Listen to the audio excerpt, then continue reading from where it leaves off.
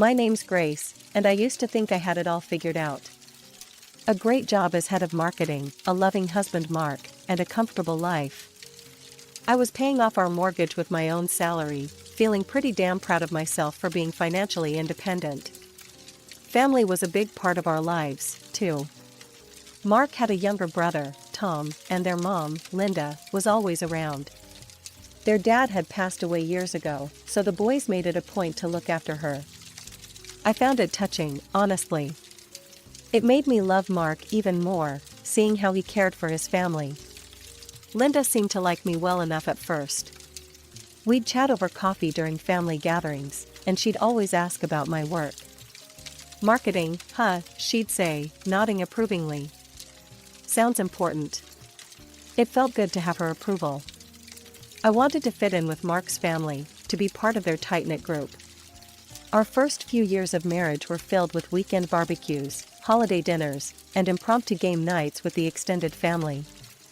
I remember one Thanksgiving, all of us crammed around Linda's dining table, laughing and talking over each other. "Pass the gravy, will ya?" Mark's uncle bellowed from the end of the table. "You've had enough gravy, old man." Linda shot back, but she was grinning as she handed over the boat. I looked around the table, taking in the familiar faces, feeling a sense of belonging. This was my family now, too. The first cracks started to show during a New Year's Eve party at Linda's house. I was in the kitchen, refilling my glass of wine, when I overheard Linda talking to Mark and Tom in the living room. "Did you see what Carol's wearing?" Linda snickered. "That dress must have cost all of $5. I froze, my hand on the bottle. Carol was Mark's cousin, a single mom struggling to make ends meet. "I'm just saying," Linda continued, her voice dripping with disdain. "Some people should know their limits. Don't try to play with the big boys if you can't keep up."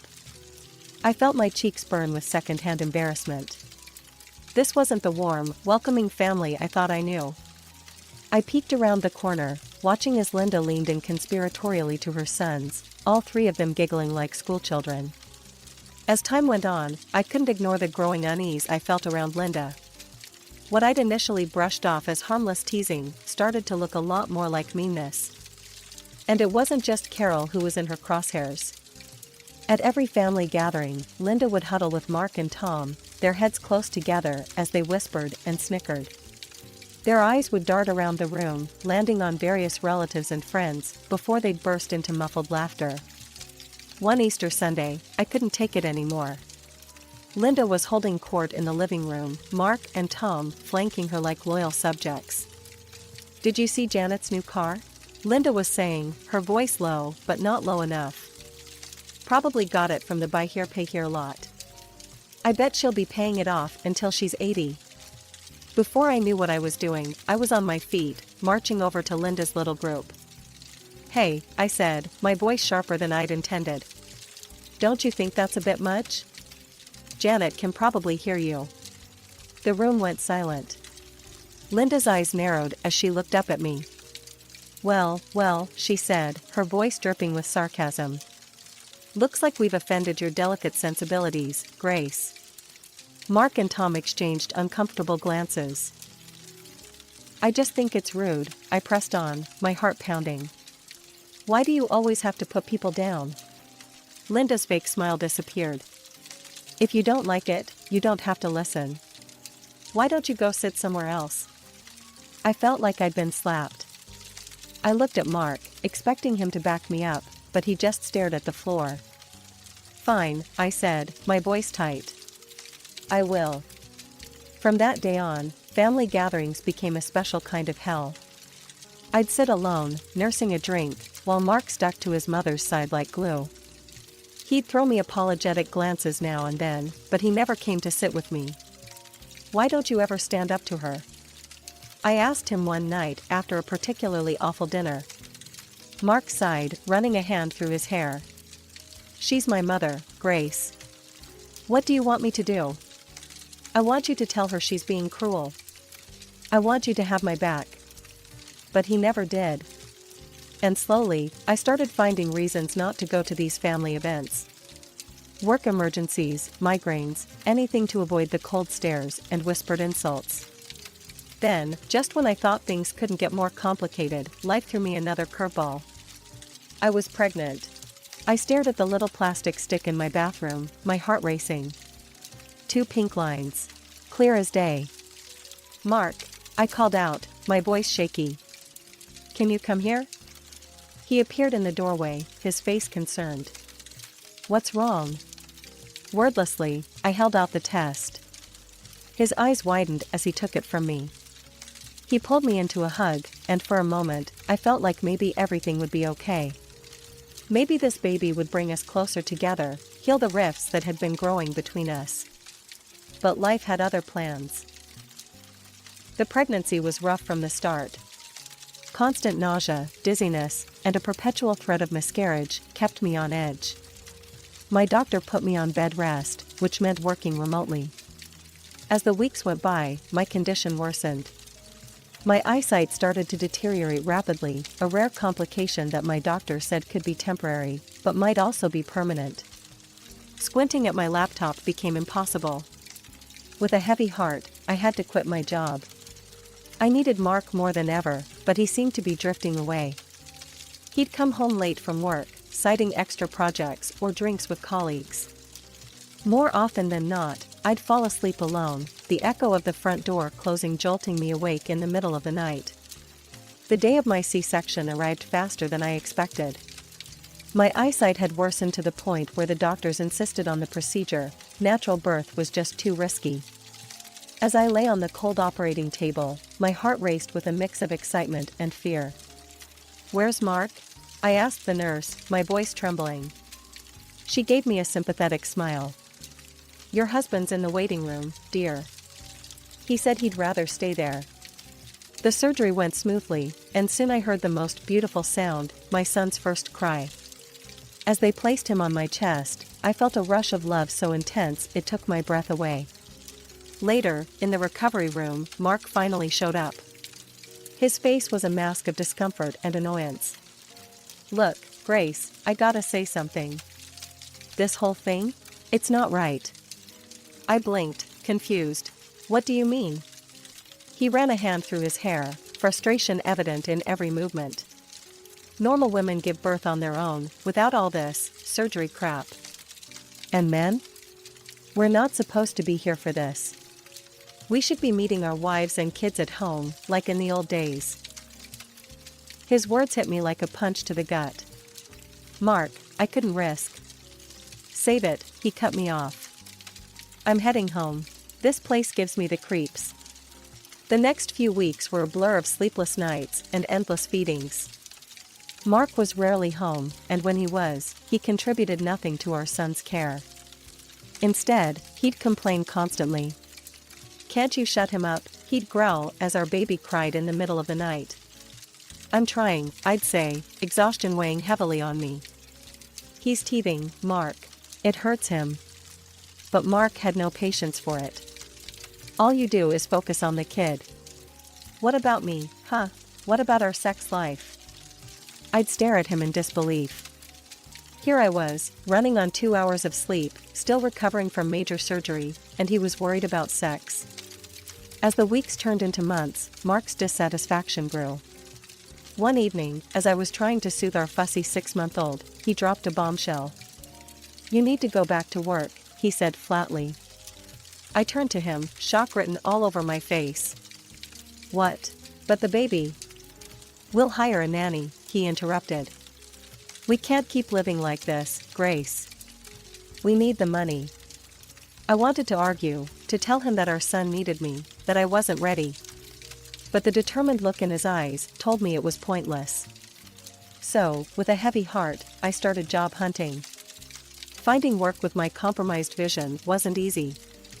I eventually landed a position at a smaller company, but the pay was less than what I'd earned before. When I told Mark, his reaction was predictably negative. "That's it?" he scoffed. "We're paying a nanny for this?"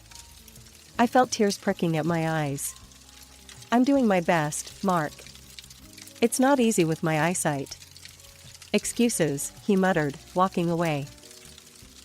And so began my new reality, rushing to work each morning, guilt gnawing at me as I left my baby with the nanny, struggling through the day with my limited vision, then coming home to a resentful husband and a child who needed me. Time flew by in a haze of work, childcare, and mounting tension at home. Before I knew it, 2 years had passed since my son's birth. Despite the challenges, I loved him fiercely and found joy in his every milestone. Family gatherings remained a source of stress, particularly due to Linda's behavior. She'd sweep in, playing the doting grandmother for show, but her indifference was palpable. Come to Grandma, she'd coo, arms outstretched to my son. But he'd cling to me, turning his face away from this unfamiliar woman. Linda's face would darken with anger. What have you been telling him about me? She'd hiss. You're turning my own grandson against me. I'd try to explain, my voice tired. He just doesn't know you well, Linda. If you visited more often. Don't you dare blame this on me, she'd snap, stomping off to complain to Mark. Then, one ordinary Tuesday morning, my world tilted on its axis once again.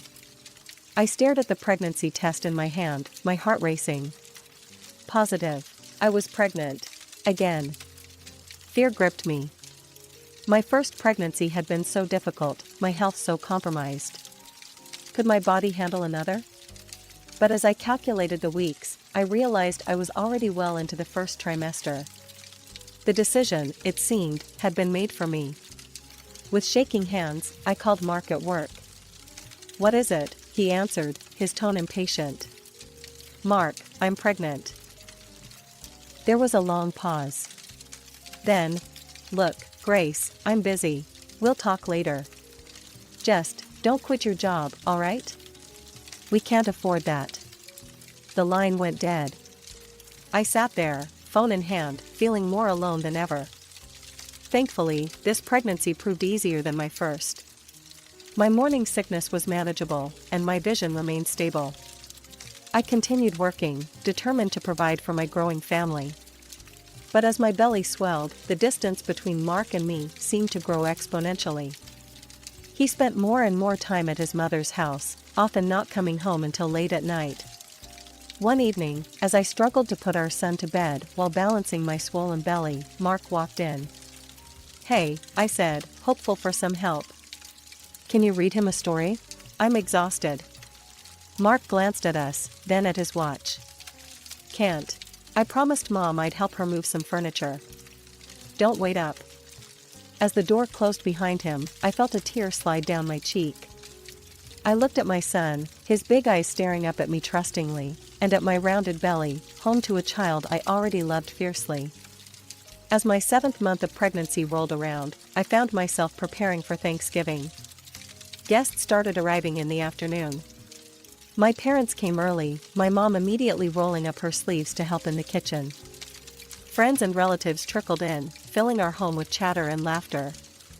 Just as I was about to serve dinner, the doorbell rang. It was Tom, Mark's younger brother, and to everyone's surprise, he had a woman with him. Everyone, this is Melissa, Tom announced, beaming. My fiancée. The room fell silent for a moment before erupting in congratulations. I plastered on a smile, trying to ignore the twinge of jealousy at the way Mark's eyes lit up at the sight of his brother's happiness. Linda arrived shortly after, her eyes widening as she took in Melissa.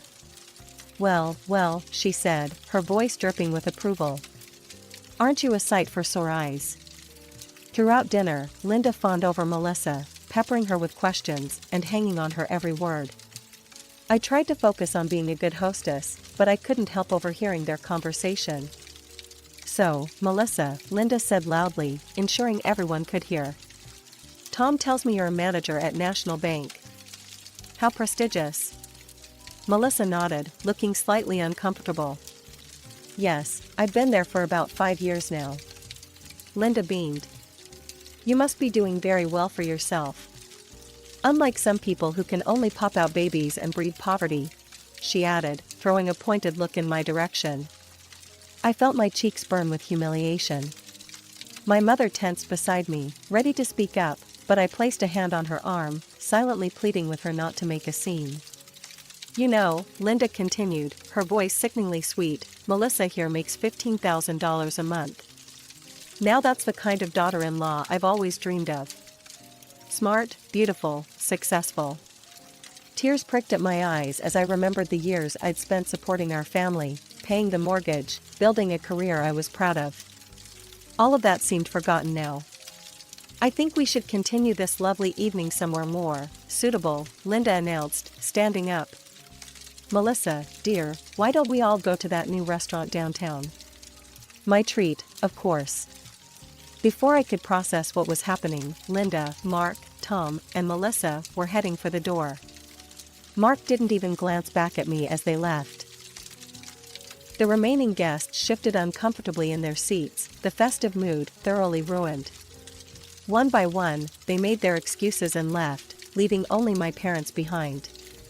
They offered to help me, but I refused, saying that they needed to rest themselves. Finally alone, I sank onto the couch and let the tears flow freely. Hours passed as I sobbed, my hand resting on my swollen belly, wondering how my life had come to this. It was nearly dawn when I heard the front door open. Mark stumbled in, reeking of alcohol and cigarette smoke. He didn't say a word as he made his way to the bedroom. With shaking hands, I picked up my phone and opened social media. There they were, Linda, Mark, Tom, and Melissa, grinning for selfies at an expensive nightclub. The caption read, "Best Thanksgiving ever with my real family." As my due date approached, I felt a mixture of excitement and anxiety. The doctors had scheduled my C-section, insisting it was the safest option given that it had been less than 3 years since my last one. I tried to focus on preparing for our new arrival, but I couldn't shake the feeling that something was off with Mark. One chilly winter afternoon, I found him unpacking bags full of summer clothes. "What's all this?" I asked, puzzled. Mark shrugged, barely meeting my eyes. "Just saw a good sale. Thought I'd update my wardrobe." It didn't make sense, but with the impending birth occupying my thoughts, I pushed my suspicions aside. I'd been meticulously saving money in a separate account, determined to take a couple of months off work to recover and bond with the new baby. My workplace had approved 2 months of unpaid leave, which was a relief. I'd set aside enough for the mortgage, bills, and even a babysitter for our 3-year-old. For once, I felt prepared. 3 days before my scheduled C-section, chaos erupted. I was resting on the couch when Mark burst through the door, Linda hot on his heels. "Hurry up," Linda barked as Mark rushed to our bedroom. I struggled to my feet, waddling after them. Mark was throwing clothes into a suitcase, the summer clothes he'd bought. "Mark?" I said, my voice rising with panic. "What are you doing?" He barely glanced at me. "Tom's getting married in Hawaii. We're all going." The world seemed to tilt beneath my feet. "What? But my C-section is in 3 days. Who's going to take care of our son?" Mark zipped up his suitcase, finally meeting my gaze with cold indifference. "You'll manage. You always do." Before I could respond, he brushed past me, Linda ushering him out. The door slammed, leaving me in stunned silence. Reality crashed over me like a tidal wave. I scrambled for my phone, hands shaking as I checked our joint account. Empty. All the money I'd saved, gone. With trembling fingers, I dialed Mark's number. He answered on the final ring. "What?" he snapped. "The money," I choked out. "All our savings. Where is it?" There was a pause, then a cold laugh. "We needed it for Tom's wedding gift. Don't be so greedy, Grace." The line went dead. A sharp pain lanced through my abdomen. I looked down in horror to see a puddle forming at my feet. My water had broken. Panic seized me. I couldn't go into labor now, the risk to my previous C-section scar was too great. With one hand on my belly and the other clutching my phone, I called emergency services. The hospital was chaos, doctors shouting, machines beeping. I woke hours later to the gentle beeping of monitors. My mother's tear-stained face swam into view. "Grace," she whispered, squeezing my hand. "You're okay. The baby's okay. Slowly, the fog lifted. I'd nearly died. My baby had nearly died. But we'd made it. 3 days after the emergency C-section, I was feeling surprisingly strong, both physically and emotionally. The doctors were pleased with my recovery and gave me the green light to go home. Mark hadn't called once since he'd left for Hawaii. Not to check if I was alive, not to ask about his new son. In that moment, I knew our marriage was over. I called my parents and asked to stay with them for a while. Their response was immediate and supportive. My parents doted on both boys, giving me time to rest and recover. I started researching divorce lawyers and gathering documentation of our finances. Then, exactly a week after I'd left the hospital, my phone rang. Mark's name flashed on the screen. I let it go to voicemail twice, before finally answering on the third call. "Where the hell are you? Why aren't you at home?" Mark's voice was a mixture of anger and confusion. I took a deep breath. "I'm at my parents', Mark. With both of our sons. I've filed for divorce." There was a moment of stunned silence, then a bark of laughter. "Divorce? Are you kidding me? After everything I've done for you?" "Everything you've done?" I felt a surge of anger. "You mean like abandoning me right before I gave birth? Or stealing all our savings?" "Oh, get over it," he scoffed. "I'll pay you back, no problem. In fact, I don't even want to see you again. You know why? Because I'm going to be rich." He launched into a tirade about how Tom's new wife had offered him a job as her deputy at the bank. How they were going to start their own financial company. How she was going to make them all wealthy beyond their wildest dreams. "You never believed in me, Grace," he spat. "You always shot down my ideas, always held me back. Well, guess what? I'm free now. And you? You're just a loser who can't see potential when it's right in front of her." The divorce proceedings moved quickly. To my surprise, Mark didn't contest anything. He returned the money he'd taken from our accounts and agreed to pay alimony. When it came to the house, I had years of mortgage statements proving I'd been the one making payments. The judge awarded it to me without hesitation. The day I returned to my house with the boys, Mark was there, packing up the last of his things. He sneered as I walked in, the baby in my arms and our toddler holding my hand. "Enjoy this dump while you can," he said, hefting a box. "I'll be in a mansion soon, swimming in cash. You'll see what you missed out on." As he walked out the door, I felt a weight lift off my shoulders. The house suddenly felt bigger, brighter. A year and a half had passed since the divorce. Life had settled into a new normal for me and my boys. I'd returned to work, finding a balance between my career and motherhood. It wasn't always easy, but we were happy, healthy, and thriving. One ordinary Tuesday, my phone buzzed with a news alert. As I read the headline, my jaw dropped. "Local banker exposed as fraud, leaves family in ruins." The article detailed a shocking scandal. Melissa, Tom's wife, had been running an elaborate con. She'd convinced Mark, Tom, and Linda to take out massive loans to fund a non-existent financial company. They'd even mortgaged Linda's house, pouring every penny they had into this imaginary venture. But Melissa wasn't a banker at all. The office she'd shown them was a short-term rental, a prop in her elaborate scheme.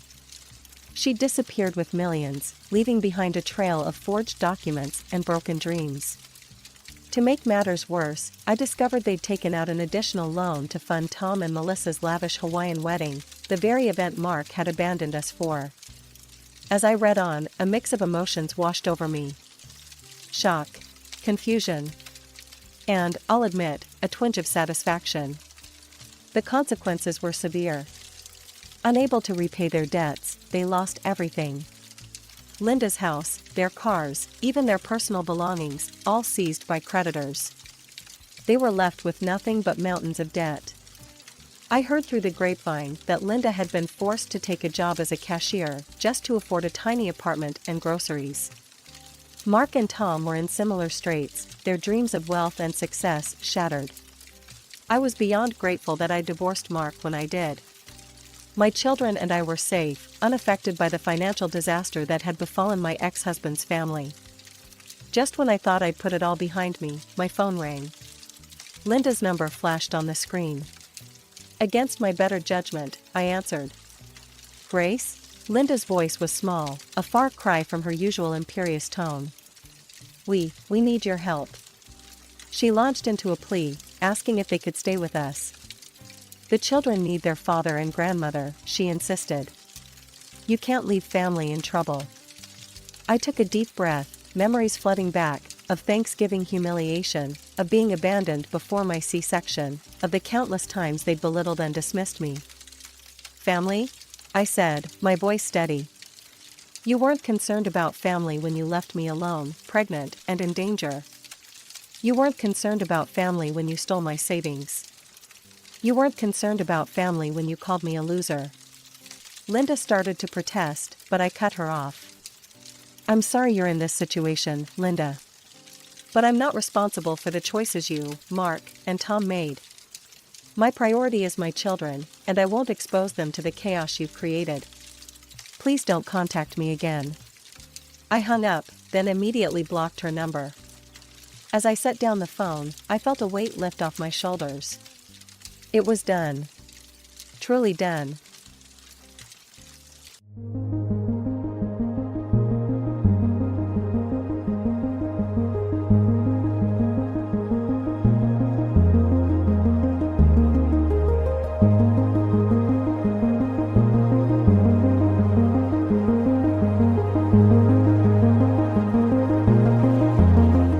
Alright, everyone's presentations are done.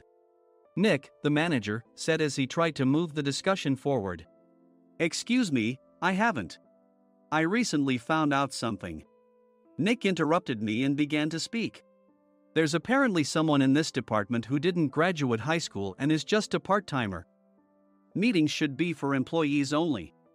Absolutely right. His lackey, Mike, of course, agreed with Nick. I'm leaving. After leaving the meeting room, I started to shut down my computer.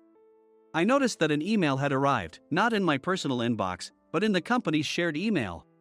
Thinking, there's no point in speaking up, no one will listen, I went home quietly. The next day, I heard a commotion from Nick's desk. He was staring at his computer screen, his face pale. Nick? Is something wrong? Mike looked at the screen with him. And he turned even paler than Nick. Why is he so angry? Knowing the reason for Mike's distress, I thought to myself, serves them right. My name is Adam. My mother passed away when I was in the 9th grade, and I was raised by my father. Well, you could hardly call it being raised. After my mother passed, my father changed. He drowned his sorrows in alcohol, and though he still went to work, he squandered our living expenses on horse racing. Because of that, I had to start working part-time as soon as I entered high school. Every month, I went to the convenience store with bills in hand that couldn't be auto-deducted from my father's account. Even though I endured it because I didn't want to be alone, I reached my limit in my second year of high school and dropped out. I found a live-in job at a distant inn. Thank you for everything. The day I left home, my father, still staring at the TV, spoke. Take care. That was our last conversation. Back then, 18 wasn't the age of majority, so I needed my father's permission to work, and I couldn't hide my place of employment. Yet, my father never visited me even once. I kept working just to survive, and before I knew it, I was 42.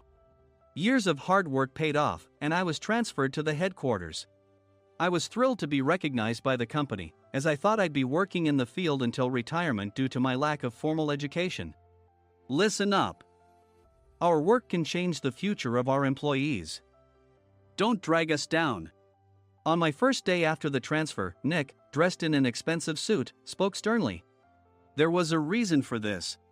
Our inn was located in a prominent tourist destination, known so well that everyone in the state could sing its commercial jingle. At its peak, we had 5 locations within the state. But that was long ago. Due to financial difficulties and aging facilities, only the place where I had worked for many years and the original establishment remained. I was prepared to lose my job anytime, but now there was a glimmer of hope. With the rise of social media, the tourist area where the inn was located started gaining attention again. Depending on how hard the sales department, where I was transferred, worked, we could either thrive or be forced to give up this prime location to the new hotel chains continuously popping up. For Nick, who had switched careers from another industry to strengthen our sales, this was a battle he couldn't afford to lose. I understood why he had to be strict. "I will do my best." Nick sneered at my enthusiastic declaration. "Did you not hear what I said?" "I'm sorry. I thought I was listening carefully." Out of habit from years of customer service, I apologized reflexively, though I had no idea what had offended him.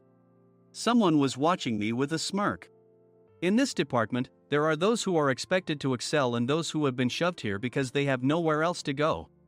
You are the latter. It was Mike, the section chief. He's 7 years younger, at 35. But he was called to headquarters much earlier than I was and had been moving around within the headquarters ever since. I'm not jealous, but I can't accept that he's my boss. Graduating from a prestigious university, he has an unusually high pride and caused many problems as a newbie, making things very difficult for me when I was the front desk leader. When I found out Mike was transferred to the sales department a month before me, I was disheartened. Mike is right. With just a middle school diploma, there's not much you can do. Don't even think about achieving results. As if I didn't exist, Nick remarked, "I'm thirsty." Mike eagerly ran to the coffee maker. It seems Mike is Nick's lackey. I regretted being happy about my transfer to headquarters, wishing I had stayed on site forever. Send a direct mail to every company on this list by the end of the day. Nick only assigned me tasks that even a new graduate could handle. What? There are over 1,000 companies. You want me to send to all of them by today? Yes, if you and your fellow misfits split the work, even those with nowhere else to go should finish by today. I glanced at the employees typing away expressionlessly. They were worn out from customer service, only thinking about leaving on time, or were women reassigned after having children, with zero motivation for work. Even Sam, a new graduate from the same university as Mike, who was supposed to be among the expected achievers, had no enthusiasm for the job, having joined the company wanting to do customer service. "I don't care what they say, I plan to quit any time," he said. Only Nick and Mike were highly motivated, making all the decisions between the two of them.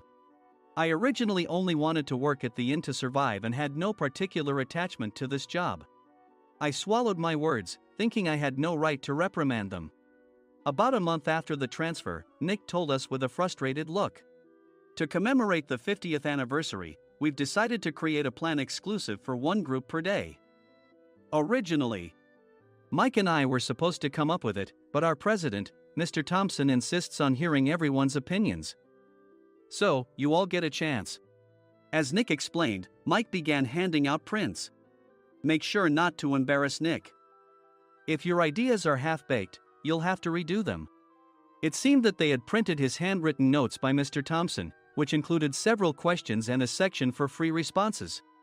It made sense why Nick had to seek our input, given that all responses had to be submitted to Mr. Thompson. We were given a week to think about it, and a meeting was scheduled to compile our ideas. My plan is to let guests enjoy both the old and modern America. Nick began the presentations. Guests would watch a master confectioner at a nearby traditional sweet shop make sweets in front of them. The welcome drink would be premium tea in a bottle. Nick's plan was certainly attractive. After his presentation, Nick called on us to present in the order we were seated. Just as I stood up for my turn. "All right, everyone's presentations are done." "Excuse me, I haven't. I recently found out something." Nick interrupted me. "There's someone in this department who didn't graduate high school and is just a part-timer." He was likely talking about me. I joined the company as a part-timer and was made a full-time employee when I turned 20. That was 20 years ago, so Nick and Mike probably had no chance to know until recently. Meetings should be for employees only. Absolutely right. After that, Nick kept creating opportunities to solicit everyone's opinions, purposefully excluding me from speaking. The meeting unexpectedly heated up and went past the scheduled end time. A few people asked to leave, and the discussion continued with the remaining few. "Still here?" Normally, you'd leave in that situation. Though I had no attachment to the job initially, hearing kind words from customers made me want to make them happier. For someone like me, with nowhere to go, the inn was my home and customer service was my life. I felt pathetic about my current self. I'm leaving. I left the conference room and started shutting down my computer. I noticed an email had arrived, not in my personal inbox, but in the company's shared email. Thinking no one would listen to what I had to say anyway, I quietly went home. The next day, while preparing the DM as instructed, I heard a commotion from Nick's desk. In his haste to stand up, he hit his knee on the desk. He stared at his computer screen, his face pale. "Nick! What's wrong?" Mike, thinking he should be the first to rush over, approached Nick while still wearing his coat. He peered at the screen with Nick. And he turned even paler than Nick. Why is he so angry? Who is responsible for this company? Nick, more irritated than ever, asked, and Mike answered without checking. Probably Sam. Sam wasn't there because he was attending a morning training session for new hires. Nick gave up on getting angry and returned his gaze to the screen. They were looking at an email that arrived right after the end of the working day yesterday. Apparently, no one, including me, had checked it before leaving. The email was from a large company that used us for their annual employee trips. The president and executives of that company also frequently used our services personally. President of the company, Mr. Mason himself, had declared that neither he nor his company would ever use our services again. Well, some companies cancel their employee trips or stop using our services due to financial struggles. Let's just move on. Mike kept wiping the sweat from his forehead with a handkerchief. Knowing why Mike was so agitated, I quietly watched their interaction. Do you know how much revenue we get from that company? We can find other guests to fill the rooms, but we'll lose the banquet costs, gift shop revenue, rental car fees, and more. Moreover, the gifts were supposed to be prepared by the traditional confectionery shop involved in Nick's proposed plan. If it's known that we incurred such a huge loss at this critical time, Nick's position in the company would be jeopardized. Nick took a deep breath, seemingly trying to calm himself. All right, Mike. Go to New York right now and apologize to Mr. Mason. What? You're coming with me, right? I have urgent work to do. I trust you, which is why I'm entrusting this to you. Please. Mike, believing Nick's sincerity, agreed with a determined look on his face, saying, yes. That's Nick for you. Even if Mike went to apologize, Nick would shift all the blame onto him if the client didn't change their mind. Well, it was Mike's fault to begin with, so it served him right. About 3 hours later, Sam answered a call from somewhere and repeatedly apologized, saying, I'm very sorry. Everyone watched to see what was happening. After ending the call, he informed Nick with a weary tone. When Mike arrived at the client's company, he only made things worse, further infuriating Mr. Mason. He was demanding, get his boss here immediately. It was no wonder Sam was exhausted, dealing with such a call right after returning from training. What is that idiot doing? All right, Adam, you're coming with me. If sacrificing Mike didn't work, then I must be next. Normally, I'd want to refuse at all costs, but I saw an opportunity in this situation. If I can be of assistance, I'd be happy to join you. I obediently followed Nick, and we flew to New York. When we introduced ourselves at the reception, it became clear how serious the situation was, as the receptionist personally escorted us to the president's office. Angry voices leaked through the door, making both Nick and me uneasy. Excuse me. I'm Nick, the supervisor. I understand my subordinate has caused you trouble, and I deeply apologize. Nick, with his experience in the corporate world, knew enough to offer an apology before excuses. However, his customer service skills left much to be desired. I sighed as I saw Mike trembling like a small dog in the corner of the room. What kind of training are you giving your subordinates? Mr. Mason glared at Nick with a red face. The intensity of his gaze made even Nick take a step back.